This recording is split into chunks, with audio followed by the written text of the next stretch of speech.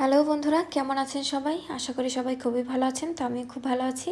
তো এই যে দেখতে পাচ্ছেন, এগুলো হচ্ছে মিষ্টি আলু। মিষ্টি আলুগুলো সিদ্ধ করে নেওয়া হয়েছে। তো এই মিষ্টি আলু নিয়ে সবারই কিন্তু খুব সুন্দর স্মৃতি আছে। জানি না কার কার আছে, আমার তো খুবই সুন্দর স্মৃতি আছে। কারণ ছোটোবেলায় যখন লাকড়ির চুলায় রান্না করা হতো, তখন রান্নার পরে এই আলু নিয়ে বসে থাকতাম আলু পোড়া খাওয়ার জন্য।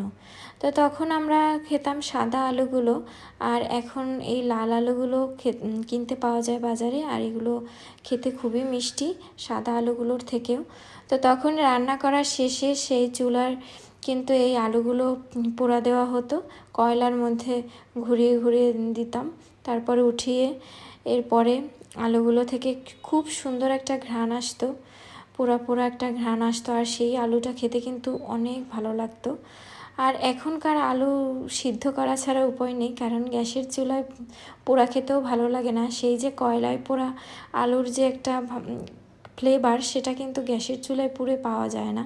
তো এই যে দেখতে পাচ্ছেন এই লাল আলুগুলো, এগুলোই খাই।